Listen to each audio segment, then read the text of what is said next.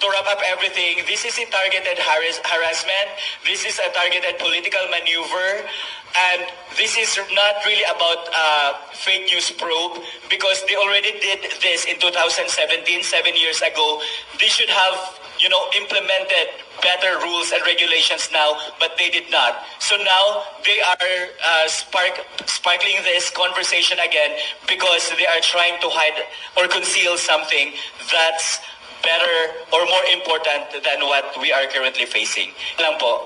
How come na ang maging basihan nila ay yung for contempt is yung letter ni Joey? If they really want us to share our knowledge about fake news, then dapat, diba, they should hear us.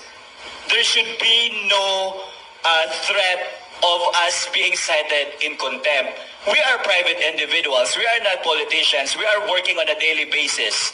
So with them detaining us or with them citing us in contempt, they are also cutting our ability to earn. Or they are suppressing, aside from suppressing our freedom of speech, they are also parang attacking our personal life. So yun na, because we are private individuals. So, for me, to wrap up everything, this is a targeted harassment. This is a targeted political maneuver. Just today, the Supreme Court notified Speaker Romualdez, Chis Escudero, Senate President, and the Office of the President to comment on the petition filed by Attorney Vic Rodriguez and Congressman Ungab about the GAA, the blank spaces. Now, if you look at the timing, it's very glaring. They are trying to silence us so that we would not be able to write about all these important issues.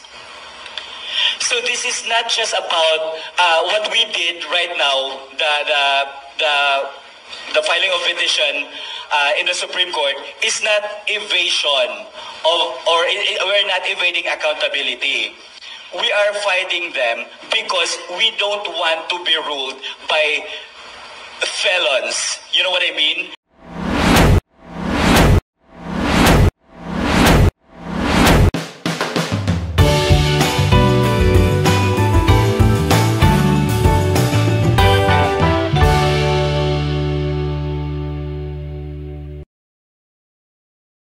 Good afternoon, everyone. My name is Tio, but of course they revealed my real name na. I'm Alex Distorpo, and I'm one of those few people who have not really received a formal posted my name sa media, and that's the only time I was made aware that I'm included on those 40 social media users that are invited by the House of Representatives on their probe about fake news. So, since wala akong natanggap na formal invitation, I asked Joey to show it to me, and I found out that the purpose as to why they're having the probe to begin with is due to the privileged speech of Ace Barbers, labeling paid and bagong makapili. There is no discussion as to what constitutes being a bagong makapili, or there's no proof showing that we are paid by narco politicians or even Pogo. I myself has no any link with Pogo operators, so how can I possibly be paid by them? So that's the first question.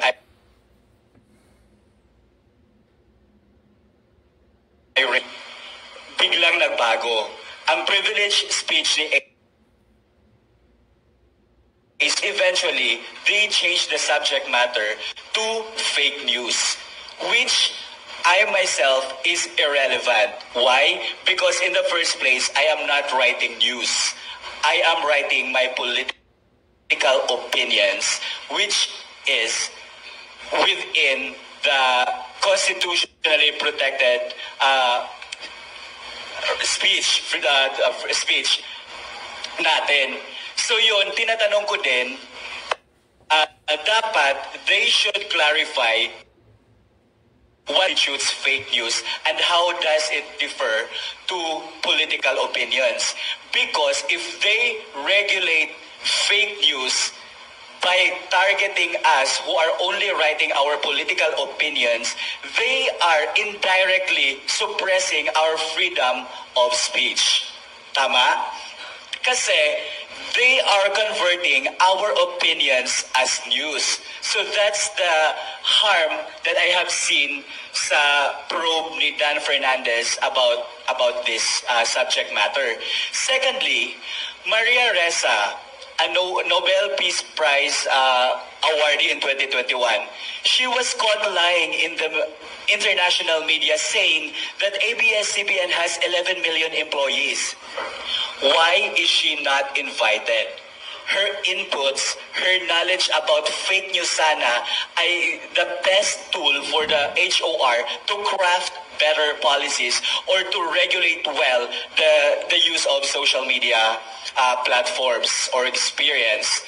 Secondly, last year, Richard Hidarian, he posted that by December, the ICC will arrest former President Rodrigo Duterte.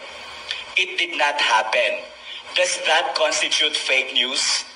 Now, if it does constitute fake news, why is Richard Hidarian not invited by the HOR? Ito yung point ko. If the HOR is really serious on their probe about fake news, why are they only targeting pro-Duterte voices? So this, I think, in my own opinion, is a targeted political maneuver. We know for a fact that within the week, the SecGen will transmit the impeachment raps against VP Sara, the 3 impeachment raps against VP Sara. Secondly, just this week, they declared food emergency.